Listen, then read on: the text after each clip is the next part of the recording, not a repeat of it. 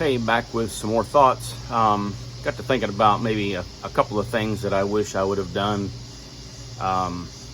before I retired that I didn't do.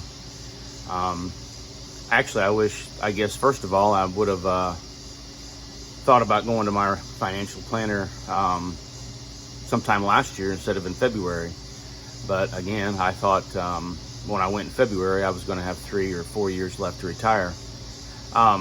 So I wish I would have went earlier, because I think what I would have done was perhaps cut back on my savings and let the accounts just grow organically, you know. I wish I would have probably saved some more in cash, maybe had some more in my checking account, and maybe in my little brokerage account I had. And that was what I had planned to do for the rest of this year. When I finally decided there in March that I was going to go at the end of the year, I was kind of waiting for a certain number to hit on my 401k, and then I was going to stop or cut back my contributions to the minimum so I can get the company matched, and I was going to start putting money just in my checking account and stack up cash. But I really didn't get that done because I went ahead and decided to retire in July instead of December or January next year. So I wish I would have perhaps, if I'd have went to my financial advisor in the middle of last year or even toward the end of last year, I may have had more time to prepare and do that. But I'm not saying that there's any struggle or anything, because we do have quite a bit of my portfolio just right now in cash, especially since it's paying over 5% interest. I got about 5 months or 5 years worth of money in cash, and then I've got the rest invested and put away safe. So I would have liked to have maybe had I don't know, maybe 6 months or so of just cash sitting in my checking account or in a brokerage, high yield savings or something. I didn't get that done, but I guess so. If I look back, those are a couple of things that I wish that I would have done before I retired.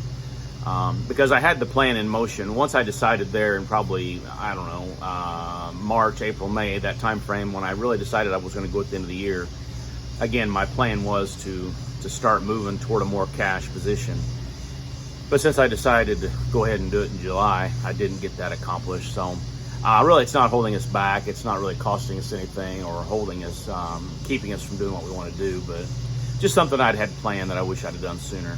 And again, that all goes back to me telling you, get with your financial planner now. Start looking for one if you don't have one. Start working with one now so that your plan can be put in place long before you actually do retire. That's imperative, in my opinion, that you find somebody to work with long before it's time for you to actually work with somebody. So find someone. Again, in my last video, I mentioned staying local.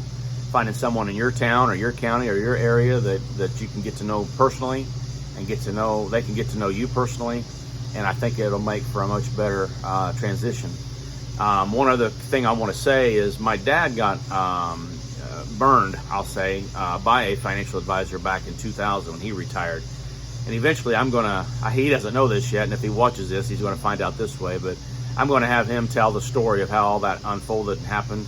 He said I had the permission to use that story, but I think he would be better off you would be better off for him to tell the story than for me to try to relay it. So I'm going to work on that this week and get my dad's take on what happened to him. And anyway, that's a thought I had for right now.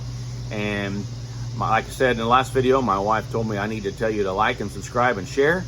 And so I'm going to start doing that, because the smart man does what his wife tells him to. And so that's what I'm going to do.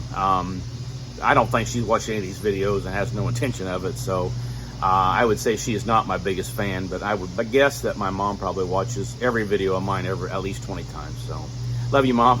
Thanks for watching, for sharing. I appreciate it. I've still got that one video that just keeps climbing, 46,000 some views. All the comments and the likes, it's just unreal. I just never expected that, and I'm not sure what caused that, but it's really helped me to gain about 200 subscribers just in the last few days. So I appreciate that. Thanks for sticking with me, and there'll be more to come as my thoughts unfold. Thanks a lot. Have a good day.